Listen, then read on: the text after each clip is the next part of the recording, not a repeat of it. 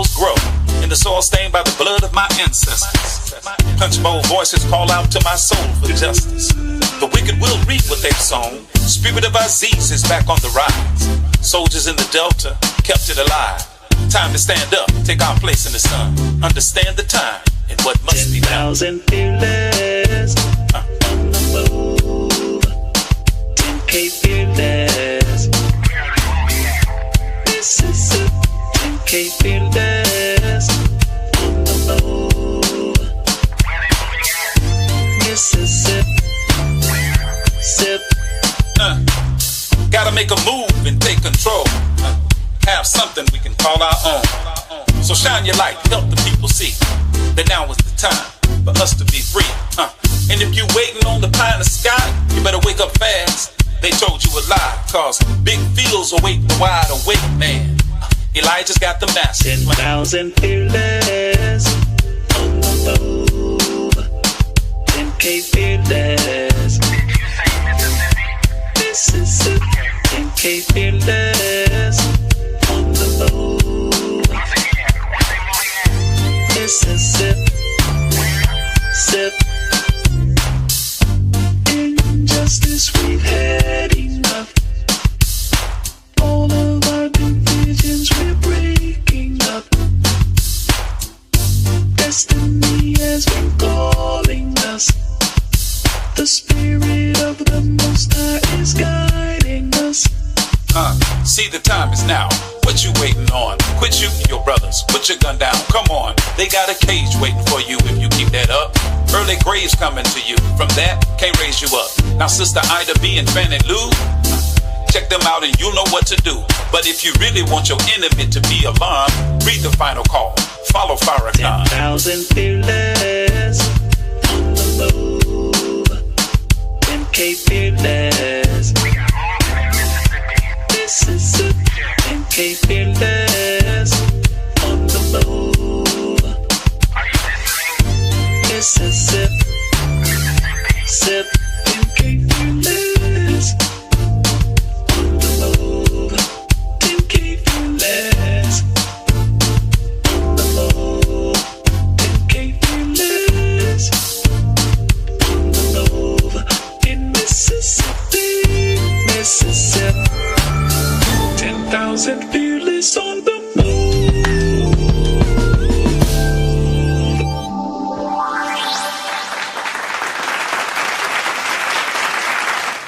Assalamu alaikum. Peace be unto you, and welcome to another edition of the 10K Fearless Tri-State Podcast. I am your brother, friend, and host, Abdul Shahid Muhammad, and please allow me to begin in the name of Allah, the Beneficent, the Merciful.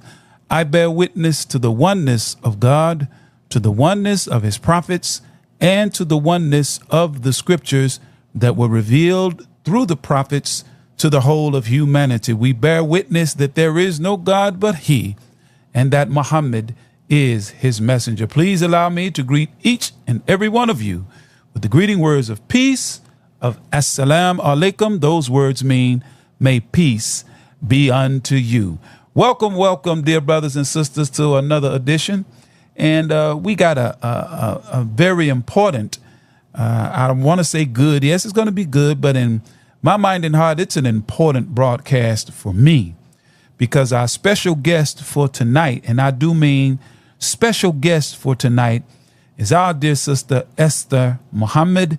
She is the mother of the late Andre Jones, our young brother who was a bright shooting star on his way to greatness, but his life was stolen away from him on August the 22nd of 1992. In fact, today, August 22nd, marks the 32-year anniversary of our brother's murder. No, I didn't say his death, but I did say his murder, because we definitely know that he was murdered. God's response to that injustice tells us that he was murdered, but we have not gotten justice from this particular judicial system and process, but God himself has and continues to give justice to not only that life that was taken, but to the many, many lives and other lives that were taken in a very similar or like manner in the jails of the state of Mississippi. Brothers and sisters, we have a good one for you tonight, and I'm looking for my brother because I'm inviting in somebody to kind of going to be a guest host with us tonight. His name is Brother Rahman Muhammad, and I think that's him on now. Is that you, Brother Rahman? Yes, sir. It's me, sir. Assalamu alaikum, sir. Walaikum salam, sir. Praise be to Allah. My brother is on. We are certainly happy to have you, Brother Rahman. Welcome to the podcast, brother. He's going to be a guest host for a while. I don't know now, y'all. He may be permanent, but this is his first time in the saddle. Brother Rahman, please introduce yourself to the listening audience, brother. Yes, sir. In the name of Allah, the Beneficent, the Merciful, I bear witness there is no God but Allah. And we never think Allah enough for raising our midst a divine leader, teaching guide, the most honorable Elijah Muhammad. And we never thank Allah for continuation that great leadership, who left a perfect example, a reflection of himself. That man is no other than the Honorable Minister Louis Farrakhan. And these three men, I greet you in an ancient words of peace. Assalamu alaikum. Wa alaikum salam, sir. Yes, sir. Yes, sir, brother. Thank you, man. Brother Rahman, tell the people a little bit of something about yourself there, brother, before we get into these axioms. Yes, sir, brother. Brother, I've been in the Nation of Islam. I joined it when I was in incarceration. I have done 20 years in the federal penitentiary.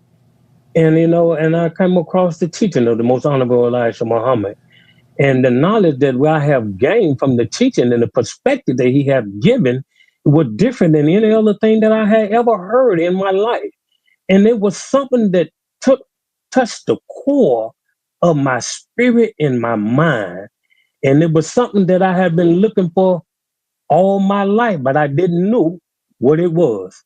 But when I come to realize what it was, and I joined the teaching in 1995, brother, and I wrote for my ex, and I haven't looked back since. And I have been out since 2012.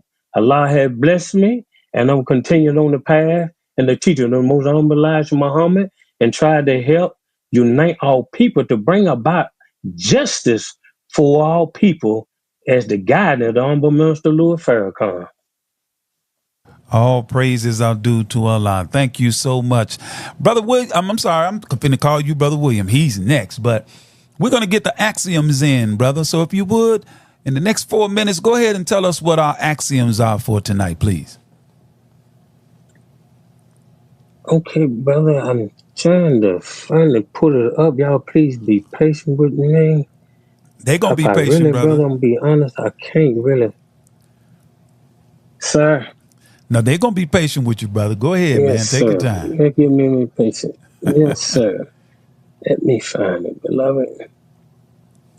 Axiom about justice, solid,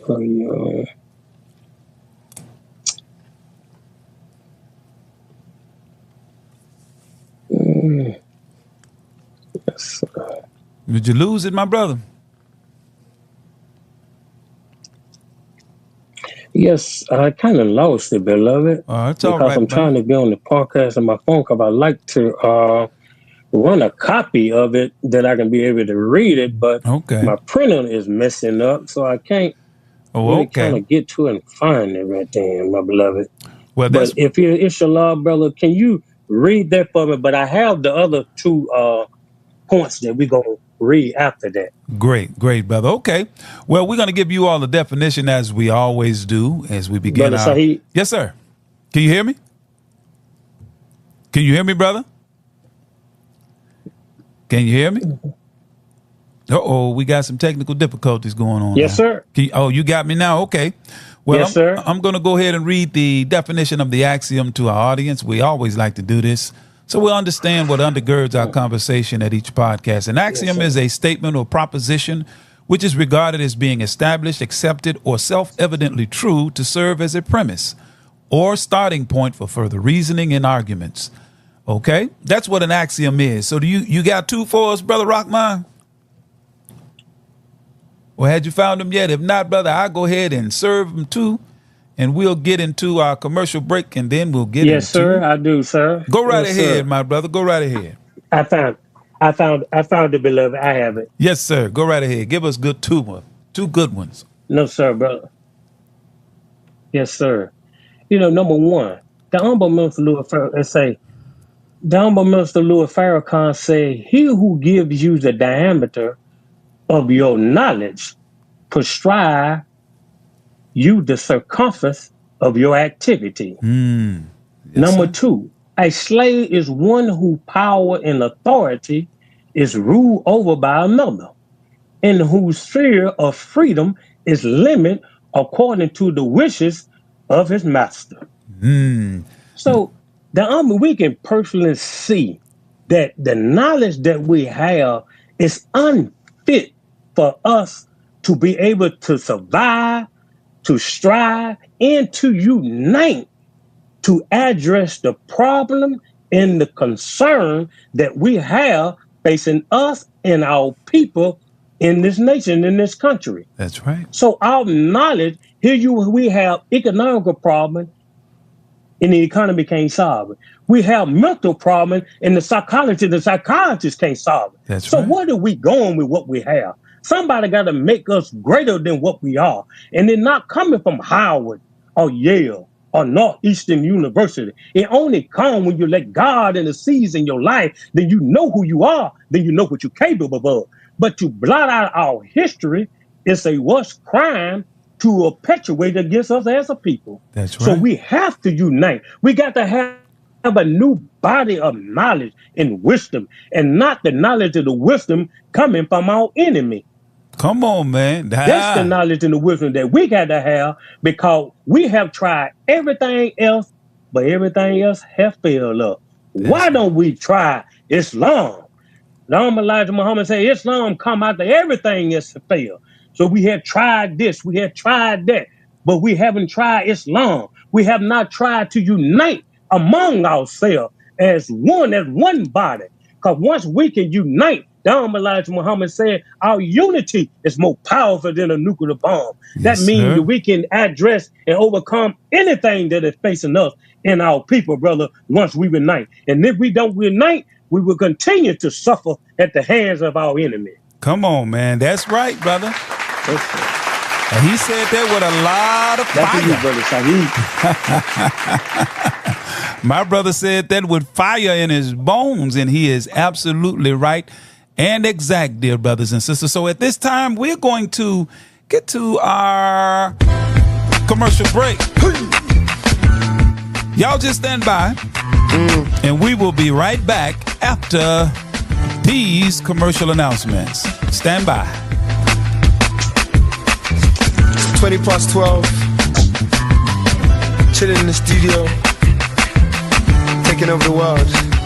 Assalamu alaikum, wa alaikum salam. I come in peace, I don't mean you no harm. I say assalamu alaikum, wa alaikum salam. I come in peace, I don't mean you know, I don't mean you know. See, I come in peace. Shake's Famous Seasonings. Flavors for every occasion. Want to add a touch of authentic flavor to any dish? Searching for a unique range of seasonings that always put great taste on the menu? Welcome to Shake's Famous Seasonings. Whether you're a professional chef, passionate home cook, or a complete beginner in the kitchen, taste and flavor should always be on the menu. It's why Master Chef Rashid Muhammad has combined more than 30 years in the kitchen with a passion for mouth-watering flavors to create a range of seasonings unlike any other. Always gluten-free, so you can enjoy great taste exactly how nature intended. Versatile flavors that work with fresh fish, chicken, or vegetables from the very first bite. Authentic cooking experience that adds something special to any occasion. Versatile seasonings that are perfect for baking, frying, grilling, and plenty of tasting. Ready for real, authentic flavor?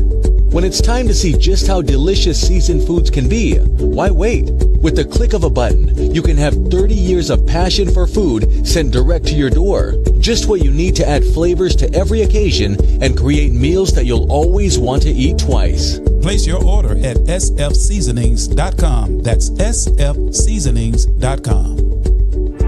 Taste the difference. Taste Supreme. Enjoy our 100% natural Supreme spring water with natural calcium and magnesium, but zero fluoride and zero chloride. Our bottles are BPA free. Order yours today. Call us at 800-573-8033. That's 800-573-8033. Or visit us online at www.supremespringwater.com. Live supreme. Be supreme. Drink supreme. Supreme Spring Water, 801 Joseph E. Boone Boulevard, Northwest, Atlanta, Georgia, 30314. Worldwide, 24 hours a day, 7 days a week. Download the Final Call radio app and take us everywhere. On your phone, on your computer, on your tablet, on Instagram, Facebook, and Twitter. You can also log on to finalcall.com and click the Listen Live button or finalcallradio.com. Final Call Radio, the official voice of the Honorable Minister Louis Farrakhan and the Nation of Islam. What's your source for truth in news reports? Justice, no peace. No justice, no peace. Where do you turn for non-corporate driven news that's fair and balanced? No shoot. No shoot. No shoot. Subscribe to the Final Call News, your #1 free and independent news source that delivers hard-hitting national and international news coverage of today's political, economic, and social issues. To subscribe to local home delivery, call us at area code 662-252-8999. That's 662-252-8999. Visit our website at www.finalcall.com. The Urban Indulgence Bath and Body Boutique. At Urban Indulgence, we pride ourselves on offering quality, effective skincare. Handcrafted with plant-based, skin-loving ingredients, our soaps and body butters will give you luxurious lather and ultimate moisture. Experience The Urban Indulgence at 3314 Poplar Avenue in Memphis, 3 blocks west of Poplar Plaza, or shop with us online at theurbanindulgence.com. theurbanindulgence.com. 10,000 fearless on the move.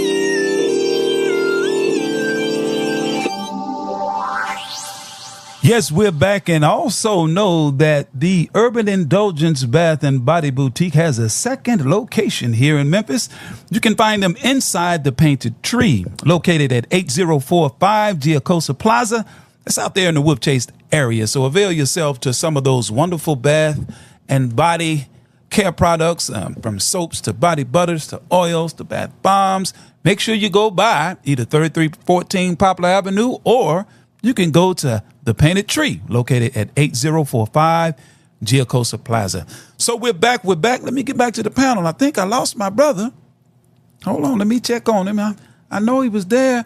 Are you still there, Brother Rockbine? Praise be to Allah. Praise. Stand by, my brother. We're going to get my brother William in here. It is time for the Farm Report. Assalamu alaikum, Brother William. Muhammad. Alaikum salam, sir. How you doing? I am well, brother. What's the report for tonight? We're running a little bit behind, but hey, give us something, man. Yes, sir. Yes, sir. Yes, sir. Well, I'm going to start out with the local. We're trying to get our local project up off the ground. I'm talking about Tammy's Garden. I'm getting ready to put some seeds into the seed trays, and hopefully next week we can have some fall crops, ready. If they start budding, and I'm also put some in the ground. We got yellow squash, cabbage, broccoli. We're going to try some cauliflower, rutabaga, butternut squash, and green beans. Yes, sir. Praise be to Allah. Brother, look, we're looking forward to it. Of course, last week we got the report. Kind of dismal, but hey, Allah is the best knower. Maybe he's trying to tell us something. We better prepare ourselves. So, brother, anything else before we part ways? Yes, sir. As a matter of fact, that was some pretty bad news. Brother Misa gave me some information on how Dr. Ridgely can actually deal with the grass that was the Johnson grass that overtook his field, the watermelon field and his wheat field. Yes, sir. And so what he said was that he would cut the grass, let it grow about halfway before it starts seeding. Cut it again, let it come up about halfway before it starts seeding again, cut it again, and then, ditch it up. So that's how he was able to deal with his weed clobber. Oh, okay. So I made mention of that on the conference call. But the only thing about it is, the farmers, I think the wheat farm over there is like 800 acres, if I'm not mistaken. So it's a big difference between 40 acres and 800 acres. Yes, sir. Huge difference. We're going to see, yes, sir, but we're going to see if he tries that, that's going to increase the fuel expense. So what I did was I said I'm going to try to contact all of the students, ministers in the Ministry of Agriculture, and get them to do a push to try to make some extra funds in the 3-year economic program to help pay for the fuel if he decides to take that route. Yes, sir. Yes, sir. Well, Brother William, man, we are always thankful to you that you give us a farm report. But we're going to burn rubber, brother, because I got my dear sister Esther Muhammad on. And but we got a new segment that we're going to get to. And Brother William, inshallah, we'll talk again next week, my brother. Thank you so much, sir. Yes, sir. You're welcome. Yes, sir. Assalamu alaikum. Next week, no, not next week, but this week, we're going to add a feminine side to the podcast. Haven't y'all noticed a sister's voice is missing? Well, we got 2 tonight, and then one of them is going to be permanent. That's right. Yes, sir. Yes, sir. Isn't that right, Rockman? So let's get to it. Yes. Yes. This is called the 10K Fearless Mississippi Health Minute with our sister and friend, Sister Lynchelle Muhammad. Assalamu alaikum, ma'am. Walaikum salam, sir. Yeah, I hear you nice and loud and clear. Give us something good for the health. Assalamu alaikum, family and friends. This is Sister Lynchelle X coming to you with the health segment. I have 3 important points that I want us to know about staying healthy. One is that many diseases and conditions are spread by not washing hands with soap and clean running water. 2, hand washing with soap is one of the best ways to stay healthy. 3, if soap and water are not readily available, use a hand sanitizer with at least 60% alcohol to clean your hands. We don't realize just how valuable and important it is to do something just that basic, to wash your hands. There's time and time again, washing hands can keep us healthy and prevent the spread of respiratory and diarrheal infections. Germs can spread from person to person or from surfaces to people. So brothers and sisters, next time you open the door, you go sit down and you sneeze because the dust is around, wash your hands. You never know who you're protecting. Assalamu alaikum. Wa alaikum salam, ma'am. We certainly thank you, dear sister, for that. And that was our first installment of the 10K Fearless Mississippi Health Minute by Sister Lynchelle X. Yes, sir. Praise be to Allah. Well, sister, you can stay on. I'm going to just mute you, but you are welcome to stay to listen in. And Brother Rockman, it's that time. It is that time. And we want to invite our sister Esther Muhammad in to the podcast.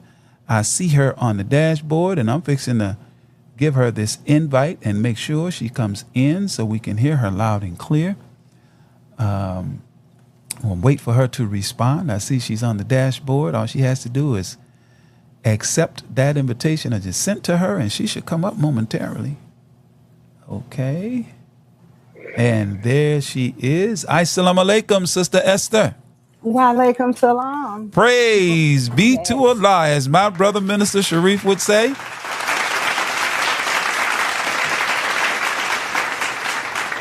My dear sister, first and foremost, Assalamu alaikum, and thank you for honoring us with your presence and accepting our humble invitation to come onto our platform as I interviewed your husband, Brother Charles, last week.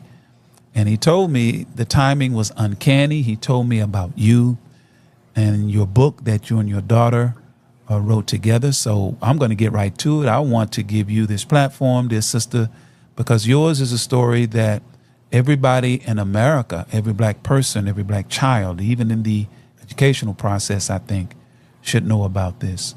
So if you would be so kind, sister, introduce yourself at length and however you so desire to our listening audience. Yes, sir. Thank you so much for the invitation, Brother Abdul, and to your listening audience. It is indeed an honor and a pleasure to be on this program tonight, to be speaking to you about this particular topic that is so dear to my heart and to my family. And we certainly appreciate the fact that we're invited to come and to speak and to give our perspective and what all that we have endured and been through as a family and how it has affected us and how it has continued to affect us. Yes, ma'am. Well, dear sister, I wanted to extend this invitation immediately to let you know that you, your family, and what has happened to you has not been forgotten.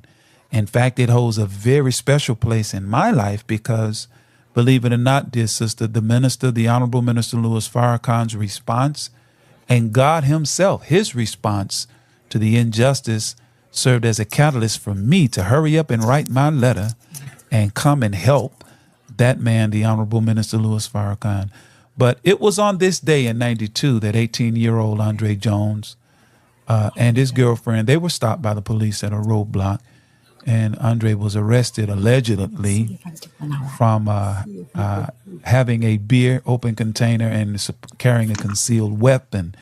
And they said he was driving a stolen truck. And of course, the young sister that was with him gave a very, very, very different story. And it's interestingly enough, as we mentioned last week, the Simpson County Jail in Mendenhall was the same jail run by one Sheriff Lloyd Jones. He was known as Goon among black people.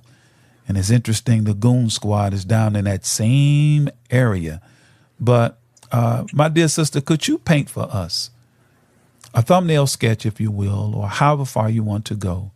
Paint for us of Andre, the person, as a child, as a young man, who was on the threshold of adulthood, because interviews and stories done on him that I've seen, his person or his humanity tends to get overshadowed by the incident itself. So if you would, paint a picture for us of your son.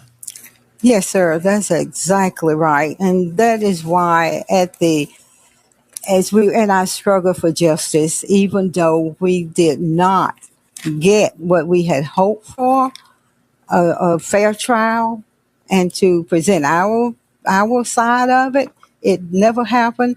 So this is why I took it up on myself to say that I must write a book, because I need to show who my son really was and what kind of person he was.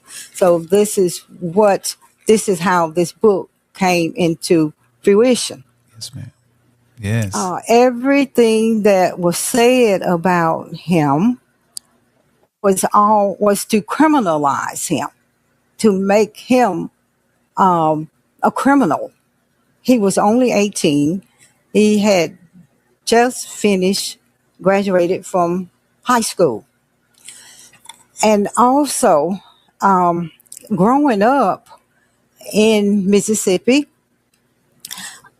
Andre was a very unusual child. He was extremely smart. Yes. He did excellent, very well from kindergarten through senior year in high school. I followed him as a parent and as a single parent who I had been living, I had been married and then divorced. Yes, So ma'am. I had to take on the responsibility totally for him. Mm-hmm. And I knew that he was my number one priority, and I always made that for sure. So so therefore, as I would also had to work, to be, Yes. the breadwinner for the family. Right. So all of those 12 years, I wanted to make sure that I was near, with him day in and day out. Right. So I had, worked in a medical profession, Mm-hmm. but then with him, starting school, I decided, well, I need to be where he is. So I Yes. changed from the medical profession into the educational setting. Mm. So I was offered a position as an administrator in the school system that that he attended. Yes. So I worked in that school system for those 12 years. So I followed him from the beginning to the time he graduated. Wow. And I was always there. I could go in and out of, the schools and to make sure and be there with the teachers to make sure, he was, he were spending his time on task, as Right. well as that he were able to master all of his subjects. But Andre was such a brilliant child Mm. and growing up that he had no problems for his academic wise. He excelled quite Yes. well from K through 12th grade. It was in all the way up. He had no problems. He didn't really have to pick up a book much. Yes. It just came so naturally, He just which I always gifted. had to study. But he was just such a smart child that Yes. he could, he had no problem. And I never one time had any of his teachers ever came to me or say he was having a problem. He don't get this. Every time they said, oh no, he was just doing excellent.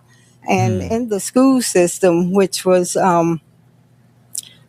predominantly a white school Yes, ma'am. system, and so there was maybe about 25% black enrollment of students. Yes. So he was really, an exceptional, and he also was very, he was into the musical part of it as well. He was very talented, and he could, he was in the violin classes as Ooh. well. And so by the time he completed 10th grade, Uh-huh. he took the ACT test, and the highest that you could score at that time was 27. Right. He had just completed the 10th grade, and he scored a 24. Wow. And so it was like, but he was disappointed because his best friend was 1 year ahead of him, and he had a perfect score of 27. Wow. And so I said, well, he's a year advanced, so you have time to take the test over again to make sure you get the 27. But, it just showed how, just how smart he was, and he could Exceptional. achieve so much academically. Praise be And to he him. had been accepted at Argonne University because his father also was a employee there, administrator as well. So he was going to be attending Argonne University his freshman year. Yes. That same year that he, they took his life. Yes, ma'am. Dear sister, that's amazing. I'm sitting here Yes. listening to you. Oh, And- let me also mention. Yes, one ma'am. more Go main right point. ahead. Yes, and that last year in high school, he was very much interested in electrical engineering, Oh. and so after he finished high school, his the principal there at the vocational center wanted him to to enroll in a program, engineering program, because that was what his interest was, and he saw he was so good at at what he could do there at the school. At the technical school. So he wanted to see if it was okay with me if he would to do an apprenticeship in engineering. Wow. Right after high school. So he did go into that summer program. And at the end of the summer program, these were all engineers. They had offered him a job as an engineer. Wow. He had just completed high school. Oh, and I said, and he told me, at that time, it was like they was offering him a very good salary because they were so impressed with his skills and his ability to work with them. Wow. Now, that's the man. This is the human being that they don't. This is the side that gets lost. But please continue. Never mention any of his abilities and his skills or any of that has ever been mentioned. Wow. And my sister, thank you so much. And that's, see, Brother Rockman, you hear that, right? I knew in my heart, yes, sir, that this young man had never, and you've answered the first 2 questions, and the third one you've basically answered it, because I was going to ask, had he ever been in trouble with law enforcement or anything like that? But he was too busy to be in trouble. He was in school, and he was an exceptional young brother. And, and that's the side that gets lost because, as you stated, sister, they attempted to criminalize him. Now, from the beginning. Yes, ma'am. Now, in the period between 1987 and 93, they said at least 48 people were killed murdered, I should say, in the same manner. 22 of them were black men found dead from hangings. And in each and every case, they said suicide. Now, was there ever a common thread established between any number of the victims or a distinct pattern associated with any of the numbers? Did they ever establish that? I don't believe so, except that it was on the suspicious type of nature, all of it, and as far as they all hung themselves or killed themselves. Right. They took their own life. That was the common thread, and Wow. the circumstances were always at best questionable. Yes. But I hear my brother in the background. Brother Rockman, you got a question you want to ask our sister? Yes, sir. Assalamu alaikum, my dear sister. Wa alaikum salam. There's no sister as to just listen to you. What your son, Brother Andre, has been through and have been through. Yes. And that they're taking his life. Right. As to me, as doing 20 years in the federal penitentiary, Yes, sir. and knowing the injustice that they do and the criminal activity that they do, I know personally for firsthand what they do. Yes, sir. Yes, sir. And maybe inshallah, my brother, student minister, brother Saheed, I want to have to sit down to the audience, but they can really understand what you're dealing with. Yes, sir. Because we really don't know. No, sir.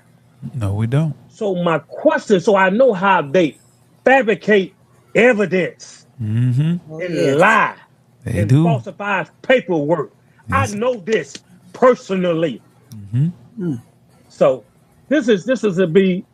I thank you, brother, Yes, sir. for inviting me on this show Yes, sir, brother. from the depth of my heart. Yes, sir. Because, brother, that's been my thing, to try to unite and help brother from going incarceration in the hands of the enemy or being murdered. Yes, sir. But my question to my dear sister is, what happened to the gun in the pictures that they say they took with him holding up gang signs? I mean, that was the most outrageous, claims that that they tried to do. Of course, it was to totally criminalize him, and so they brought up every type of, inconceivable reasons or certain far-fetched explanations as to what he did and all of that. But Andre had just left the house to take this friend home, and he was stopped there at that road stop, and of course they claimed that he threw out a gun. He didn't have a gun, That's and of right. course his sister that with him did verify he didn't have a gun, and that he wasn't drinking alcohol, whatever they claim, and whatever charges or claims they had on him, she did verify that it was not true. Yes, ma'am. Yes, ma'am. Yes. And that's the as Brother Rahman was alluding to, and I hear the fire in his belly, because I am a law enforcement officer. Been in law enforcement 31 years, and I got into it because of what the Honorable Minister Louis Farrakhan said in one of his lectures, when he stated that we should police our own communities. And when I took it, I was conscious, and I had a healthy respect for myself and love for my people. So I always made sure that I never behaved in a manner whereby I disrespected our people. Even when they were wrong, I never disrespected their humanity. But I say that to say that I've seen hints, and when you are a Muslim on a police force, particularly an FOI, and when they realize who you are and what you represent, my experience has been they get away from around you with their foolishness, because they know that you are not going to abide and go along with it. Exactly. So, but from other officers, what Brother Rahman is saying is absolutely right. Falsification of police reports, embellishment of the narratives, planting of evidence. I was in a situation where there were some officers on the same task force as I and another brother. And I told that brother, because I had such a good rapport with brothers on the street in North Memphis, they came to me face to face and they said, Officer Muhammad, we ain't got no problem with you, man. You and your partner, I'm not going to mention their names, but you and your partner, man, the brother, we know y'all straight. But the other two cats be with you all, the other two white boys, they ain't right, man. I'm telling you, they ain't right. So, when you hear that, it runs on two tracks. Sometimes brothers just mad they got caught. But for a person to come straight to me like that, that's some smoke. And where you got smoke, there is fire. Oh, yeah. And as it turned out, it was fire, and one of those officers ended up being federally indicted because we didn't shield that foolishness. But suffice it to say, what brother is saying is absolutely right. Now, this sister, they in the truck, I've heard two different versions. They said one, it was stolen, and the other was it was a loaner truck, and then there was even a third that it was borrowed from a friend. So which actually was it? Okay. Well, what happened, we had bought Andre a car for graduation. Now, you never heard the fact that they claim he wanted some work done on his car. So he had this person who were also involved with what went on, and this person promised him that he would let me keep your car and I'm gonna fix it for you. In the meantime, you take this truck. Right. And of course, you never heard the fact that he had a car, and that he stole the truck. Is what they always say it happened, but there was never any. The fact was never clear that he had a car and that the person was working on his car and they loaned the truck. was like a longer until they finished doing what he wanted done with his car. Yes, ma'am. But the fact that we never saw that car again, it was never bought out. What happened to his car? Oh my Why God! would he be needing a truck when he had a car running and we had bought a car? So where was his car, and why would he need to be riding a truck that wasn't his? So that's why you said another person that was involved in this. Yes. Because the car was never returned. Wow. It was never returned, and we had to finish paying for the car. Even though after his death, even though we had no evidence of it. Oh my God. That's crazy. It's very crazy. And sister, that is I knew there was a lot of things missing in this. Absolutely. My spirit told me. I don't know whether it has to do with the fact, and I don't know whether or not you were listening last week, sister, but I told your husband, I told Brother Charles, I said, as I was sitting listening to him, it dawned on me, my birth name is Andre.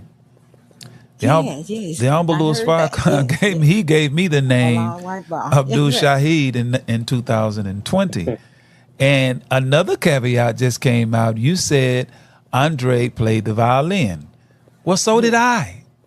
Oh, he was really good. And I wasn't really good, but I practiced.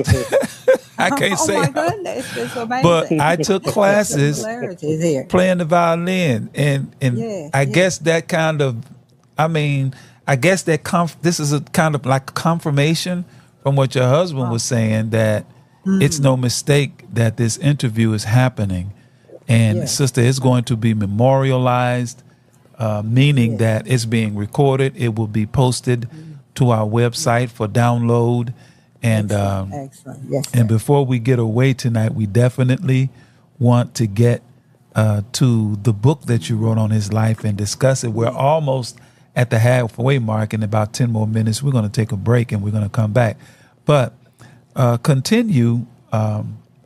We want to continue until we get to that point. But the Jackson police, they said that he was charged on 4 counts, driving a truck where the identification had been altered. They mentioned that. Was that ever ferreted out to be true, untrue? Well, I'm not even. If so, when did it happen and who did it? We don't. Right. We took a lot of that was said with a grain of salt. Yes, ma'am. Because it was always to criminalize him. Yes, ma'am. And reduce his life to nothing but a criminal. Yes, ma'am. Which was, his life was had far more meaning and value than that. And I yes, yes, ma'am, couldn't let it continue in that way. Yes, and this course. Is why yes, ma'am. This is why I did write the book. Yes. Yes, and they depend on families being so overcome by grief. Oh, absolutely. Which in most instances they are. I mean, you are. That you miss a lot of the I's that needed to be dotted and the T's that needed to be crossed. And by the time you come to your senses, you're in such a whirlwind of things. It's a whirlwind, and it happened so fast. It happened like he went into the jail maybe, was it a Friday night? And it was all over in less than 24 hours. My God. I mean, that you have no time to even, and then you got to deal with the shock of that moment. Yes. The shock of that hour. Right. And you just lose it. All your mental capacity and all your sensitivity, senses, it's just overwhelmed. You just caught up. And actually it was months before even years had gone by, and you stop and say, wait a minute, that didn't happen like that. No, they shouldn't. No, they told it wrong. No, they never got it right. No, they had no intention of doing this right. It didn't happen like that. All these things come back to you, and because so much, our attorney did a lot of investigation, and so, and other things that came to us Yes, over ma'am. periods of time. Yes, ma'am. And that will bring you out of the shock and the total confusion and just inability to really respond or react the way you could or should because of the shock that you're going through. Yes, ma'am. It's kind of like you're in an emotional stupor, Exactly. and you really can't, Now, the Honorable Elijah Muhammad said, mood clouds our perception. So I can only just imagine. But sister, during that time, something was, because it's rarely talked, it's not even talked about what was happening at the time and what influence, because why did they pick Andre, you think? Because you were the president of the NAACP at the time. Of course, Brother Charles is the local student minister of Mosque number 78 there in Jackson, okay? He's the student minister there. And a trial was going on of a high-profile trial. Share with us, from your perspective, what bearing did that have on them choosing Andre that night? Well, as the president of the NAACP at that time, we were protesting the murder of Medgar Evers. And that there had, after 30 years, we're saying we don't have no justice. We must have justice. So we were demanding that Beckwith, the man who killed Medgar Evers, must be behind bars. He must serve time. Right. And when that came out, we were demanding that. That anger was at me. I was a target. And actually, the way I always describe it as killing two birds with one stone. If they killed him, they killed the mother. Oh, they killed me too. Emotionally, mentally. All aspects of it. Yes, ma'am. So it was the intent to get not just him, the family, and that was their way to do it. Because with Beckwith, there were who had not been charged until that time, and so so these were carried over to the Jackson branch in ACP where I was the president. So they wanted the Jackson branch to take charge, to take the lead. Yes, ma'am. So being the president, so there I was. I was just a target. Yes, ma'am. Actually. Wow. A sacrifice, really. It was, and they were angry on so many different fronts. Yes. They never charged Bedworth for that murder of Medgar Evers, and they were angry that we were even demanding it. And as the Jackson branch in ACP, which represents the overall state, yes, ma'am, NAACP, and that the fact that Bedworth was angry. And it was like a whole wave of anger and bitterness coming from the white community. Yes, ma'am. At large. And they were angry that we were demanding. And they were angry that he was also sentenced for that murder after 30 some years. Now, and I like the way you're saying that. I'm sorry, please continue. Yes, and after 30 some years. So now, it's not and here we are at this hour. It's been 30 some years, and still we had no one has been charged for Andre's murder. Right. Well, they haven't even declared the murder. They claiming that he took his life, but something happened in that jail. Yes, ma'am. His life was taken. Wow. So it's actually it's something. It's a bigger picture And there's a bigger reason for this. Yes, ma'am. Because there was 30 years ago no justice for mega Evans. Now 30 years plus we have no justice, and Andre has been criminalized and his life taken. Yes, ma'am. And he had committed no crime, so why was he a target? Wow. So it had to be something associated with the anger over Byron Della Beckwith being brought to justice. It was really anger. It was really so much fear. I mean, it was a threat, and you could feel the atmosphere. It was really dangerous. Yes, ma'am. For us in Mississippi, and my family, even my sisters, they were, their family was being attacked. People are coming after us. They're they were white. They were, they felt like they were being, of course they were being attacked as well. And so I could even feel the atmosphere. Everything was really anger, bitterness, almost frightening. indescribable. Undescribable. Man. And man, it was like, and then you had everybody seem to want to threaten or do some harm to you too. And I know when I was standing up with Dr. Henry at the time, and we were doing the press conference, and we had called for Beckwith and to be charged.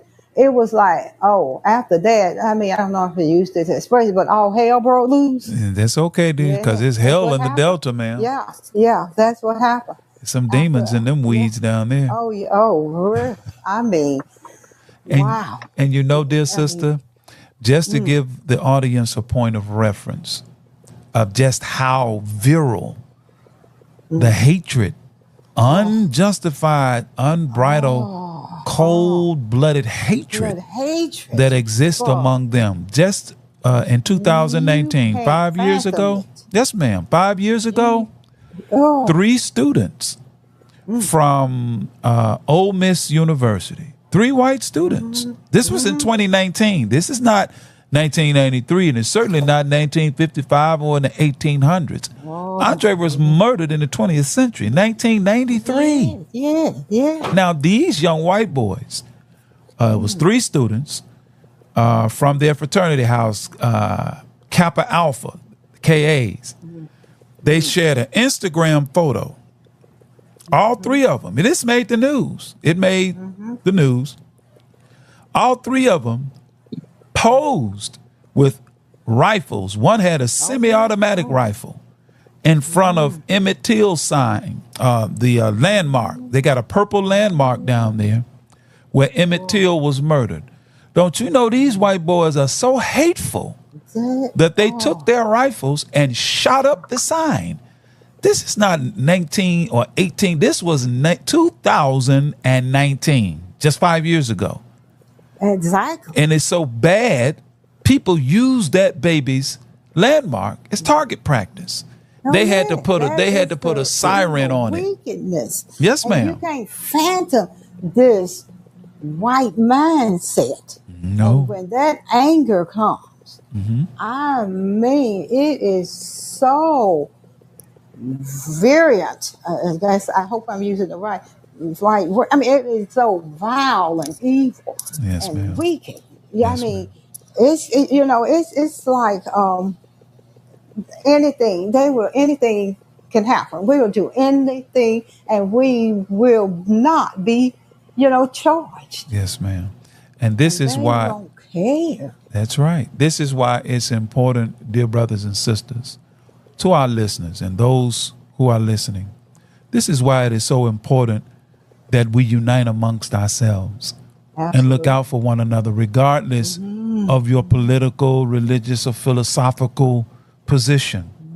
Because organized hate will always overcome and defeat disorganized love. And until we understand that we are our brother's keeper and that unity and love of self must be accomplished, and we must rid ourselves of fear and self-hatred and ignorance, because as long as those conditions prevail in our community, we will ever be a target and be victimized by minds like this.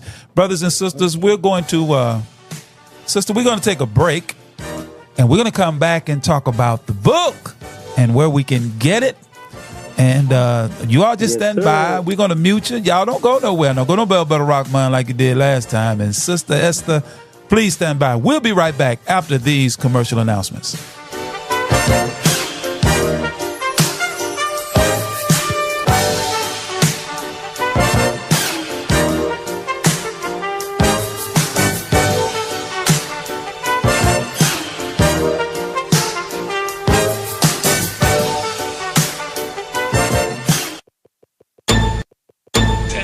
And fearless on the move.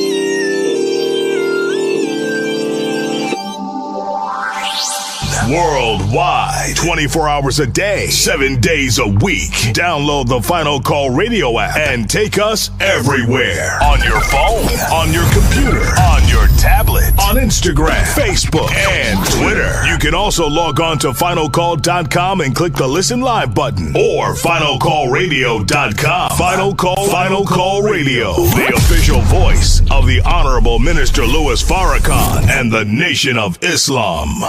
Taste the difference. Taste Supreme. Enjoy our 100% natural Supreme spring water with natural calcium and magnesium, but zero fluoride and zero chloride. Our bottles are BPA free. Order yours today. Call us at 800-573-8033. That's 800-573-8033. Or visit us online at www.supremespringwater.com. Live supreme. Be supreme. Drink supreme. Supreme Spring Water. 801 Joseph E. Boone Boulevard, Northwest, Atlanta, Georgia, 30314.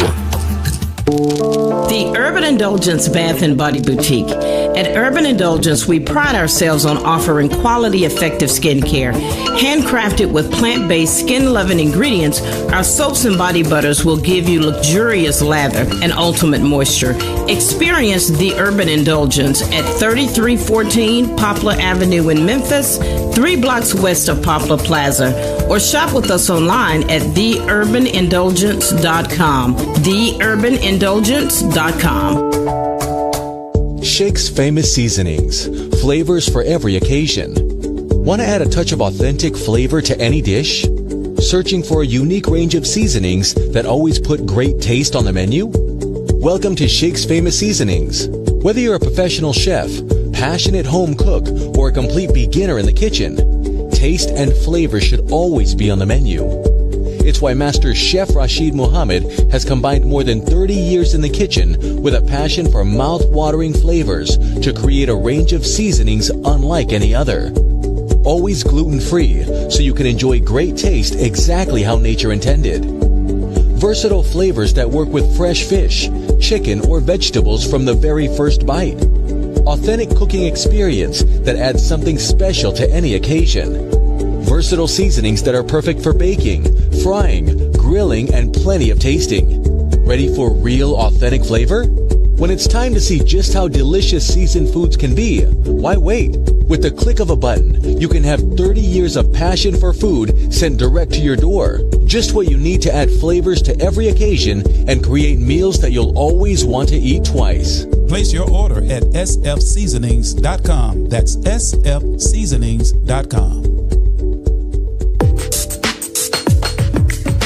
What's your source for truth in news reporting? Justice, no peace. No justice, no peace. Where do you turn for non-corporate driven news that's fair and balanced? No shoot. No shoot. Subscribe to the Final Call News, your #1 free and independent news source that delivers hard-hitting national and international news coverage of today's political, economic, and social issues. To subscribe to local home delivery, call us at area code 662-252-8999. That's 662-252-8999. Visit our website at www.finalcall.com. Charles and Fearless on the move.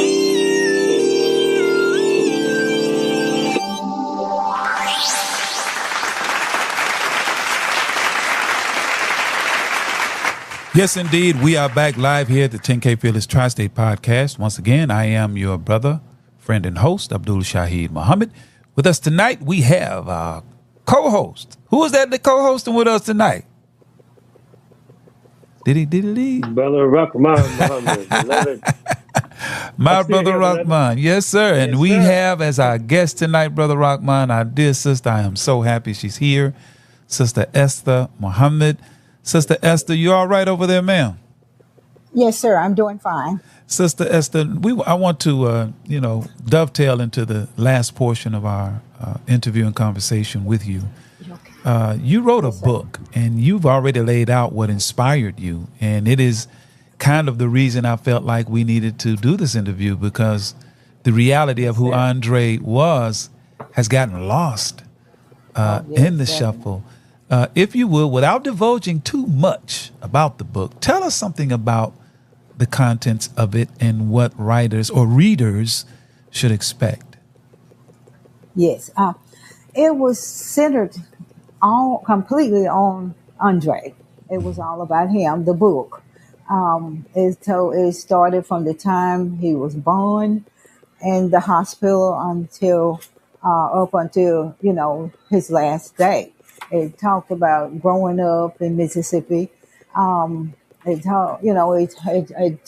told about his life story, how the things that he done and what we did as a family, how he was involved in community activities, how he also, we were always, I would always take him for sightseeing to really, see different places, as well as to give him a wider view of things. And we traveled, we would always take trips, of different areas of the country and different parts of the country, and for different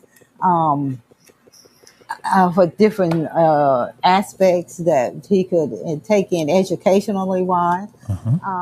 He was involved in the NAACP on the youth council side. He would always I would take him to our state and regional, national meetings, because I wanted him to at least have a sense of purpose and a sense of responsibility as a young man, that he also had to be involved in our, overall well-being as Black people. And he had to know that he had to take a position and also know that he had to take on responsibility. And we expected that as a man.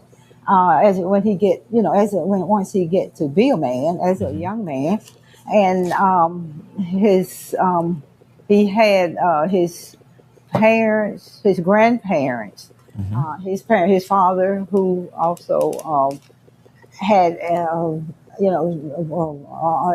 lot of gifts and experiences that he was always there, with his father and his grandfather, because they had land and they were always farming. I always wanted them to get the experience of living on the farm and knowing every ins and outs of that.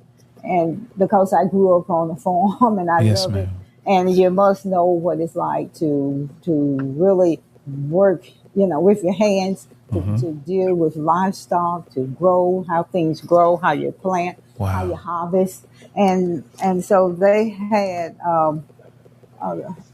about 300 or 400 acres of land, and they always farmed, and that was giving him with his grandfather and his father giving him that that farm life, and I wanted to make sure he could really see the value and appreciate it, and he really did. He enjoyed it, and also his father and his grandparents were extremely talented, mechanical wise and building and all of those things I couldn't do or teach him,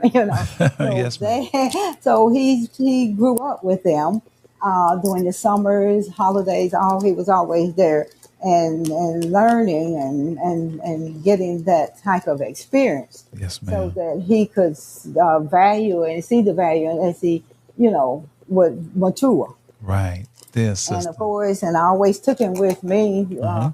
to different meetings like the NACP, so he could get a sense of community. You got to know that you got to be responsible in a leadership position one day, and you got to take a stand for your people. So Yes, ma'am. he was always, I would always travel with him, and he would be with me as I would travel around the state as well as around the country. We need an And army of women like you, sister, that can rear these children up.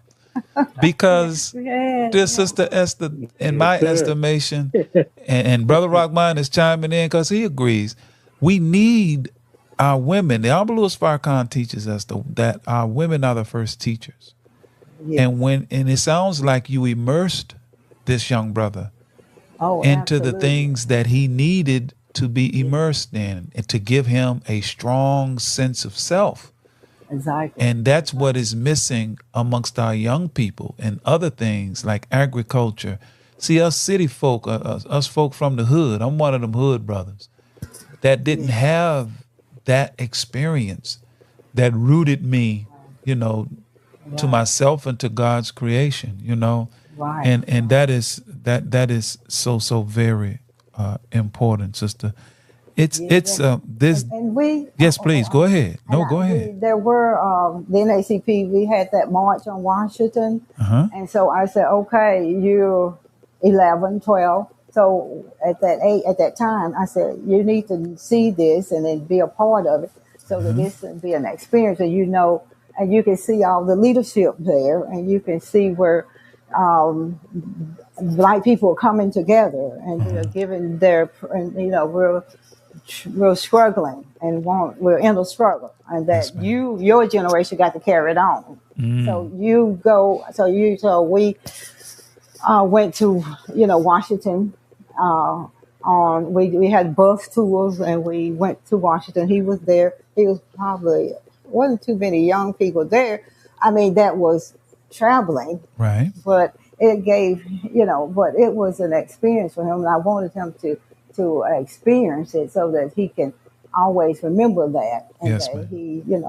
he had to play a part as he got older in Yes, the ma'am. community and with, as an Yes, ma'am. activism. And I know that they knew, I always felt that they know that I was putting him out there. Mm-hmm. I mean, and giving him those experiences and taking him to Mm-hmm. various, activities and what have you. Mm-hmm. And so I know that was part of it too. They knew And they what you were knew that. grooming.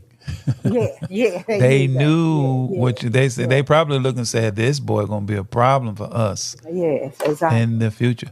What was it Exactly. like for you, Sister Esther, when the Honorable Minister Louis Farrakhan came to Mississippi? What was it like for you? I heard what Brother Charles told me and shared with us of what it was like for him when he came and lent himself, as he always does, and so beautifully. He's been such a staunch and magnificent, really a divine defender and counselor for black people. What was it like for you to have the minister, the Honorable Louis Farrakhan, to come to your Oh aid? wow, it was just so amazing. It was such a wonderful. I mean, it was praises due to Allah for allowing him to come at that time and moment, because it meant so much that he could see the injustices he knew and understood what was going on in Mississippi, and he explained so much of what was happening, how he connected everything together. You have the pathologists, the state pathologists. You had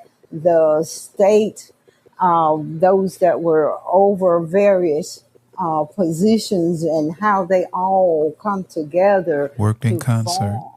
Hmm. Sir, No, I how they said they all worked in come. concert. Yes, yes. And everything that was done, you could see their hand in it. And it was all like orchestrated. And that it was like their, they put their what you say, what's the right word? Their spin, their lie. Well, they're spend on it, and once they do that, regardless of how much we try to defend and stand on our position and our attorney work, once they say this is what happened, I mean, it's like it's a struggle, and it's almost like you cannot contradict. You're not going to contradict. You're not going to make no changes. There's nothing you can do. So we were put in a position, of just not being able to really to present our perspective. And then they would not even allow us to have to take our case to the courts. Man. They told us this is not going to happen. They told us from the beginning you can have the case heard in Simpson County. By the time we got to Simpson County to hear the case, it was automatically dismissed.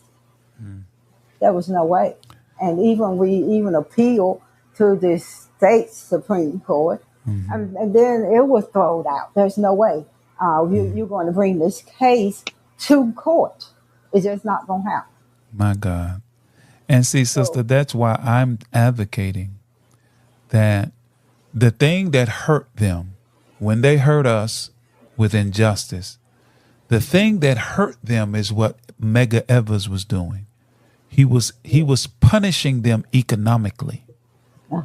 When they murdered Dr. King, he was in the planning stages of a poor people's campaign whereby he was going to advocate for us to engage in complete economic withdrawal from them. See, because we don't control the courts, we're not the coroner, we're not the district attorney, we're not all of the key positions that they hold that can cover for one another when they do their crime against black lives.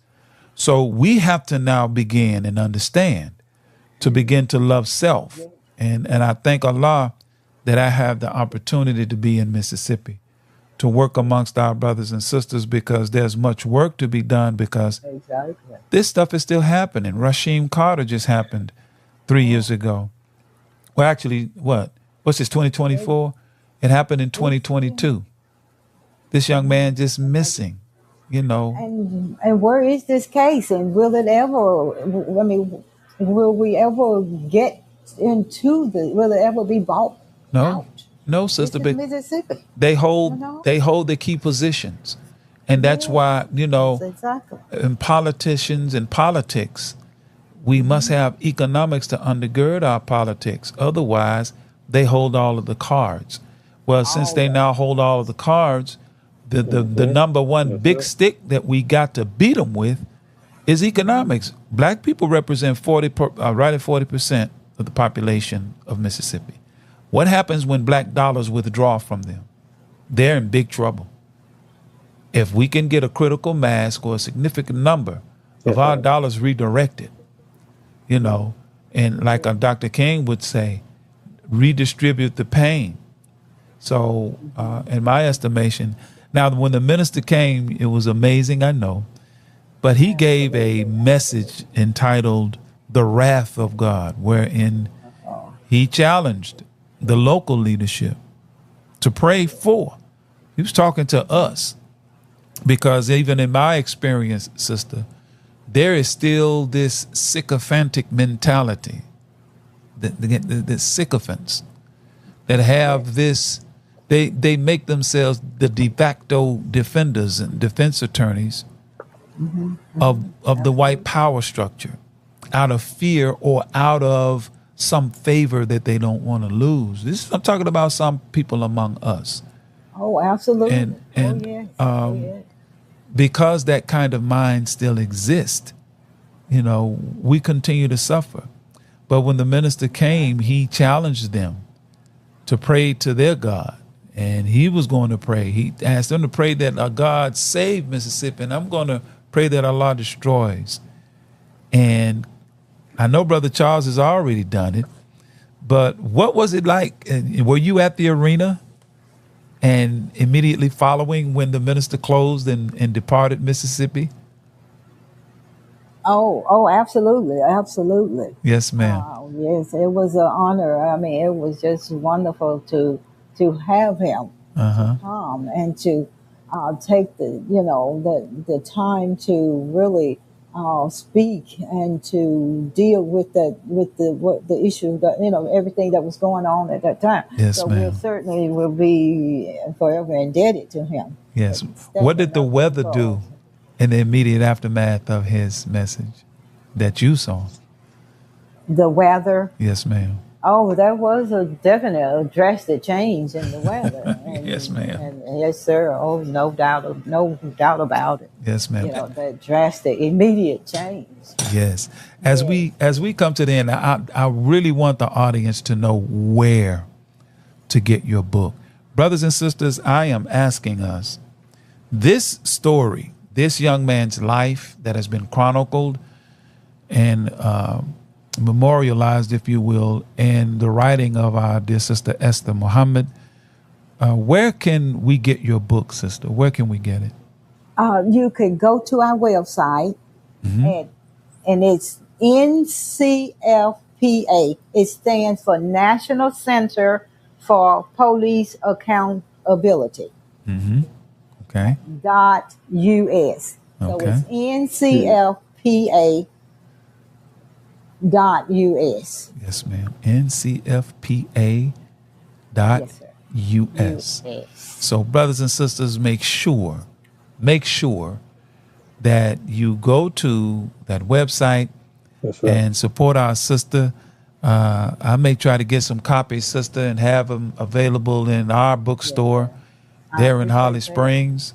Oh, great. That we can purchase some copies, and I do plan to continue to announce your book and its availability, because sister, one of the reasons we established and I saw fit and the necessity of a platform like this is it gives us an opportunity to tell our side, and it gives our people an opportunity at length to hear our side. Exactly. And it creates a platform where we can come, because they control the narrative so much. So we have to use whatever is at our disposal with the advent of podcasting, in the ubiquitous environment of social media, ubiquitous meaning everywhere at once. Anywhere you have a smartphone, you can download this app and listen to us anywhere in the world where you have an internet connection. So what this platform does, sister, it is giving those who are in places and cities and towns, places in the world who would otherwise never hear your story, with the help of Allah, they will hear what you shared with us tonight. They will hear where to go and get your book. And God willing, we will get a mountain slide and of support to where you can't even keep them printed fast enough because they're buying them so. That's my prayer for you, dear sisters, brothers and sisters. Let's give our sister a round of applause and a show of gratitude and thanks for being with us tonight, Sister Esther. Know that I, as your brother, I am just a student minister in Holly Springs now. I was asked to take up the mantle. Our dear Sister Patricia Muhammad, she worked hard for many, many years, and the believers and the staff that preceded us, some of whom are still with us.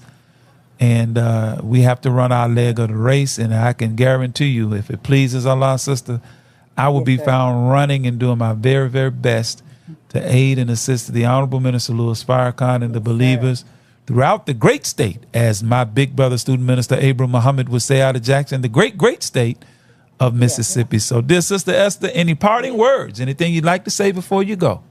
Well, I'd like to say thank you so much, Brother Abdullah. Is that correct? Brother Abdul Shahi. Just call me Brother Shahi. Brother Shahi. Yes, thank you so much for inviting me to be on your platform.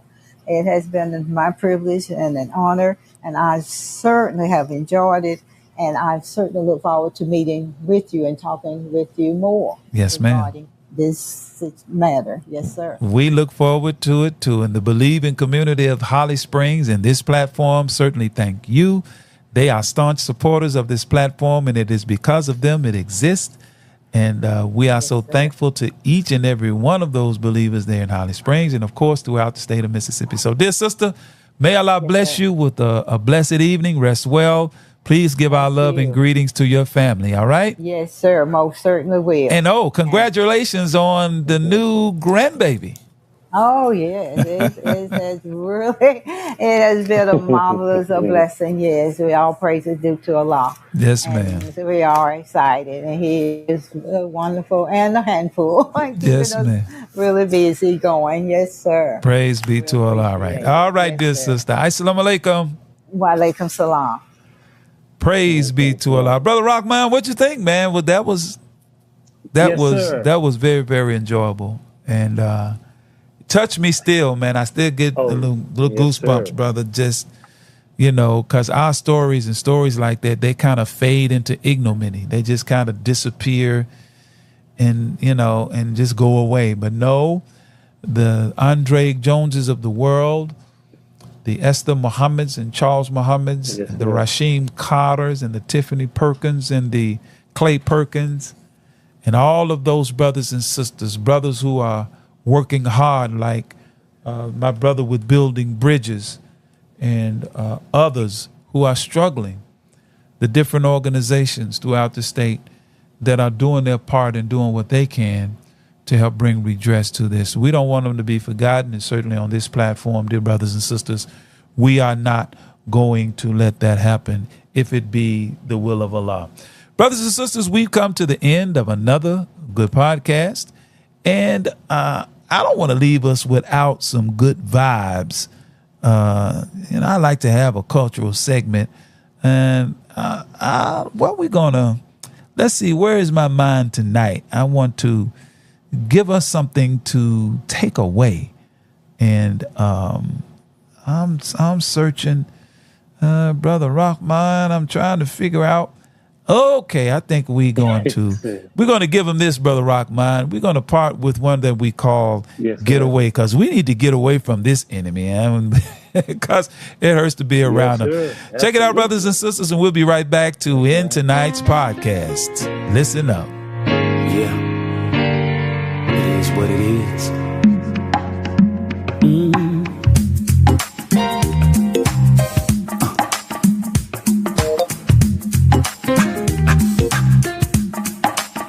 We can't get along with you, no matter what we do, no matter what we say. You hate us anyway.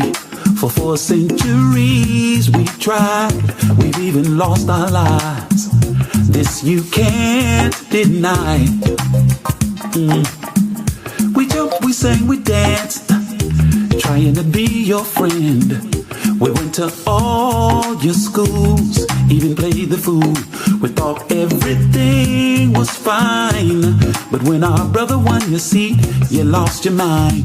And it's plain to see that you still don't give a damn about me. You got to get away, want me to be free. Always had to get away, just won't let me be. It seems like the best thing for me to do. I gotta get away from you. I got to get away. We built your world for you. Yes, we did. Taught you how to cook your food. Fought on your battlefields, and you refused to hear when we made our appeals to you. Forced your religion on me. Hoped I would never see. Taught us to hate ourselves, but love you and everyone else. I gotta unify my family to cross the Red Sea. We did everything you said. We did everything you said. A few of us made it, but the masses lag behind. Hey. found the promised land, and I'm standing on it. Now that you see that we're gonna leave, you make your promises sound so sweet. And my poor sisters and my poor brothers believe, but I know you promise only to deceive. You put up a fight, but you won't last, no. Cause our Christ in the Mahdi's gonna destroy your ass. And those who follow you, they're gonna get it too. Cause your time to rule is over. Yeah, the HLF is moving fast, and with the truth he's blasting the falsehood. The enemy can't stop it, but sure wishes he could. I know how you feel, cause he proved that we were the real children of Israel. You got quiet, what's wrong? You won't challenge the claim. You know you can't prove him wrong, so you tried out your hand-picked Negroes. Confused the issue, cause you can't defeat the truth. We did everything. We did everything you said. But your heaven has become our hell. We can't get it wrong, so we gotta have our own. I'm standing on the promised land. Look at all of that milk and honey. You got to go. You don't want me to be free. Always have to. Just won't let me be. No. You said you was my friend, but in the end, you were the ones who did us in. To get away. Yes, you did. Now I gotta go for myself. You got to I need my own land. Want me to and my own money. God's gonna help us find the way. Let me be. Seems like the best thing for me to do is get the hell away from you. Got to get away. Time's now to get up and go. You got to get away. I got to get away. Always to get away. I just want to get away. Oh yeah, we gotta get up now. Say we gotta get up now. I got to get away.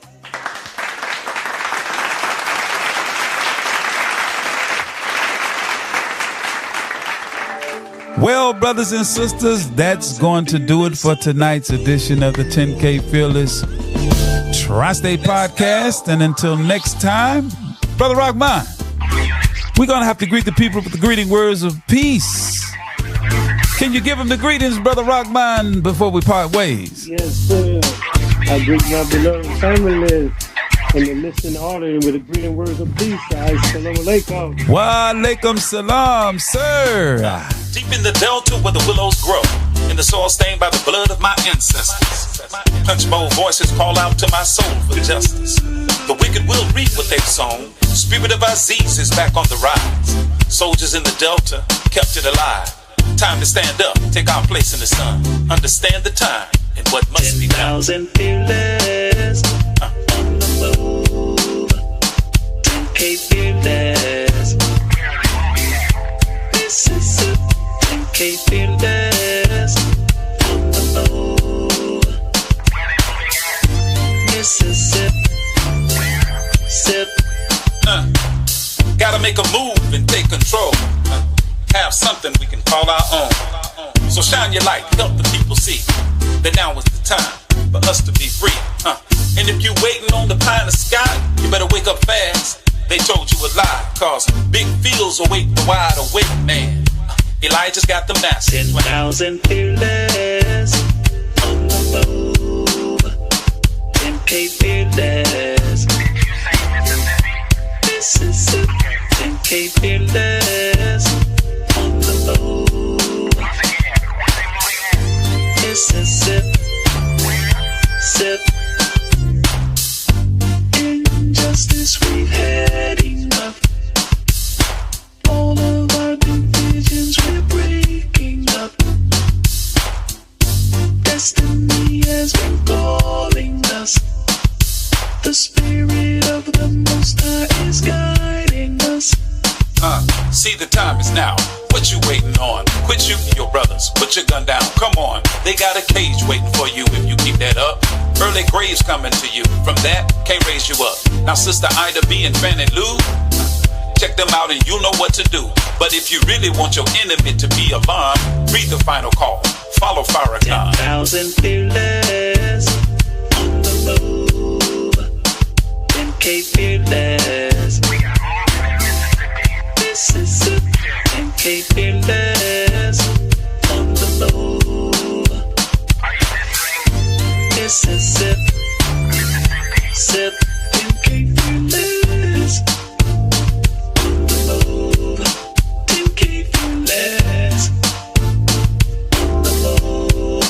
10K fearless on the move in Mississippi, Mississippi. 10,000 fearless on the